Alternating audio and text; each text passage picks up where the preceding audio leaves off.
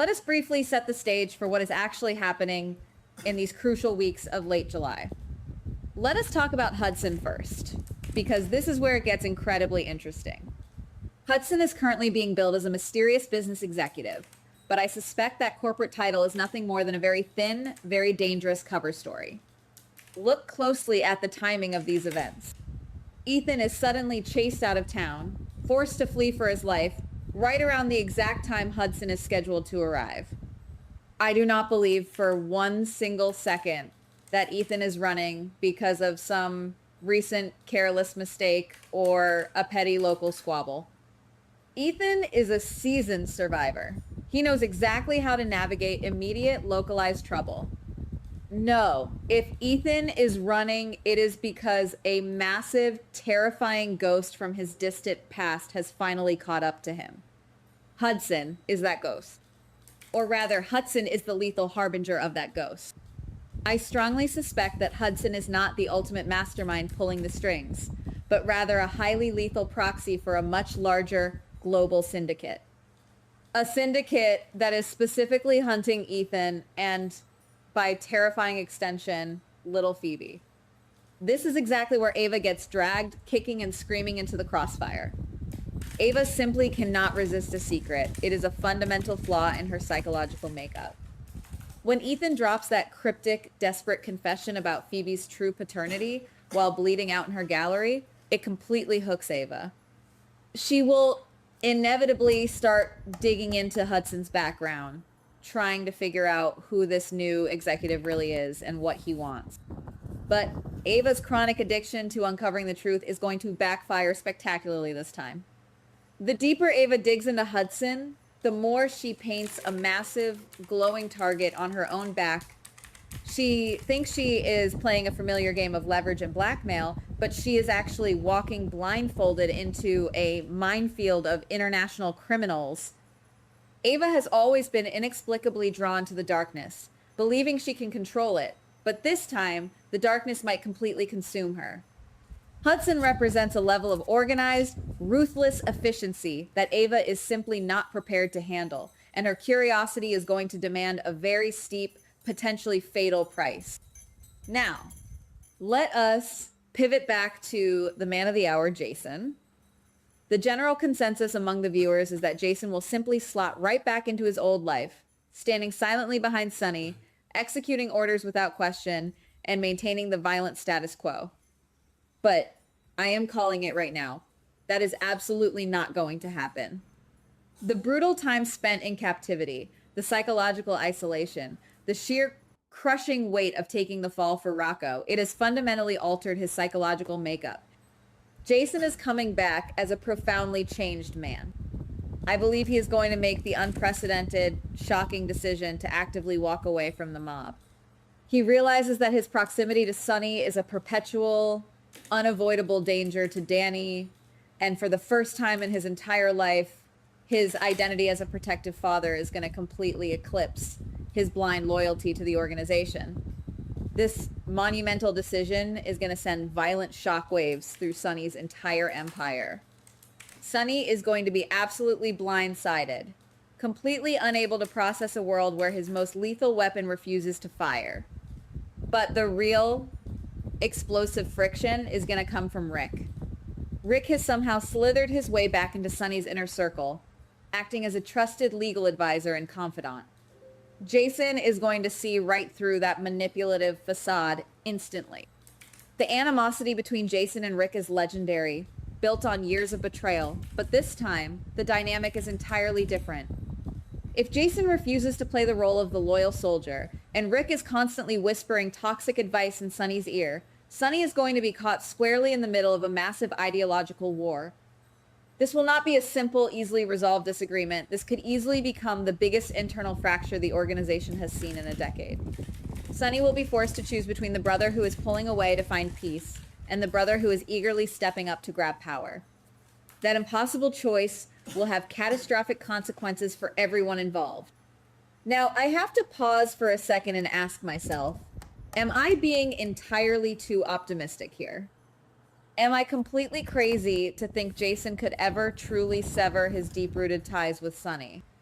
History constantly tells us that Jason always goes back. The gravitational pull of the mob, the trauma bonding, it is usually too strong for him to resist. Maybe he will try to leave, fail miserably, and get sucked right back into the endless cycle of violence. It is entirely possible that this is just a temporary crisis of conscience brought on by trauma. But even if he does eventually return to the fold, I argue that the dynamic is irreparably fractured. The blind, unquestioning loyalty is permanently gone. Jason is actively questioning Sonny's judgment, especially regarding his blind spot for Rick. And once that seed of doubt is planted, it cannot be unplanted. The foundation is cracked, whether he stays or goes. Speaking of Sonny's fractured, deteriorating relationships, we absolutely must discuss his bizarre controlling behavior regarding Carly and Valentine. Carly is clearly getting very serious about Valentine. They have bonded over shared trauma, dangerous rescue missions, and a fierce mutual desire to protect their respective families at all costs. Carly is inevitably going to demand that Sonny back off and respect her independent romantic choices. But Sonny, being Sonny, simply cannot let go of his perceived ownership. He views Carly as his territory, even when they are completely estranged. I am entirely convinced that Sonny is going to secretly enlist Brick to actively, maliciously sabotage Carly and Valentine's relationship. Sonny does not trust Valentine, viewing him as a sophisticated, global threat that he cannot easily intimidate. More importantly, Sonny cannot stand the thought of Valentine succeeding in making Carly happy where he repeatedly failed. This covert, desperate manipulation is going to blow up in Sonny's face spectacularly. When Carly eventually finds out that he used Brick to ruin her newfound happiness, her fury will be biblical, and it might sever their connection forever. While Sonny is rapidly losing control of his inner circle, Willow is desperately trying to maintain the fragile illusion that she is in complete control of hers. On paper, Willow looks like she is winning everything. She is successfully projecting this flawless image of perfect, righteous indignation, and she even manages to secure a highly coveted, powerful seat on the hospital board. She truly thinks she has outmaneuvered everyone who doubted her. But Willow is actually standing on a very thin trapdoor, and Drew is the one holding the lever. Drew is recovering from his injuries much faster than anyone anticipated, and his returning mobility and cognitive function is the ultimate ticking time bomb threatening Willow's carefully constructed house of cards. This is exactly where the narrative takes a truly dark, chilling turn. Kai is incredibly observant and always lingering in the background. I believe Kai is going to be the first person to truly realize just how fast Drew is progressing. When Kai shares this alarming observation with Trina, it is going to set off massive alarm bells. They are going to start putting the scattered pieces together, and they will likely come to a terrifying, unthinkable conclusion. Willow might try to permanently silence Drew to protect her secrets. If you really think about it, Willow has slowly been shedding her innocent, perpetual victim persona for months now. If she feels completely cornered, if she feels that Drew is about to expose her manipulations and strip away her new power, I genuinely believe she will transition from a passive, crying manipulator into an active, highly dangerous predator. She will do whatever it takes to protect her newly acquired status, even if it means crossing a moral line she can never, ever uncross. This is the birth of a true villain. To make matters exponentially worse for Willow, her primary knight in shining armor is about to completely abandon his post. Chase has spent entirely too much time and energy obsessing over Willow's endless problems, desperately trying to save her from the hit-and-run accusation. But once Chase finally realizes the full, undeniable extent of Brooklyn's manipulations and the sheer, exhausting chaos that constantly surrounds Willow, he is going to have a massive, necessary wake-up call. Chase is going to choose his marriage.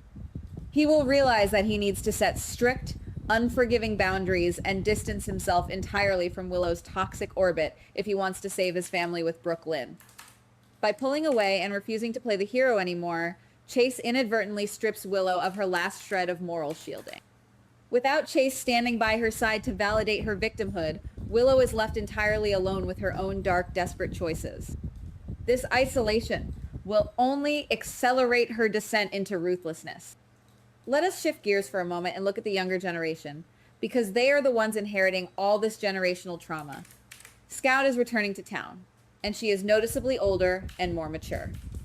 I do not think this recast is just about aging the character for simple aesthetic reasons or background filler.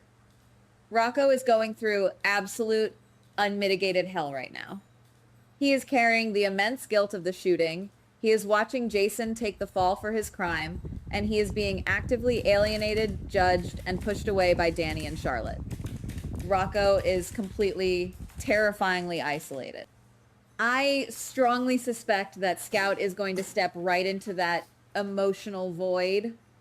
She is going to become the anchor that Rocco desperately needs to keep from drowning in his own guilt. Their shared experiences of having complicated, often absent parents who are wrapped up in mob violence could forge one of the most compelling and foundational friendships of this entirely new generation. Scout is going to be the steady light in Rocco's very dark, very lonely tunnel. Then we have the highly anticipated arrival of Tristan.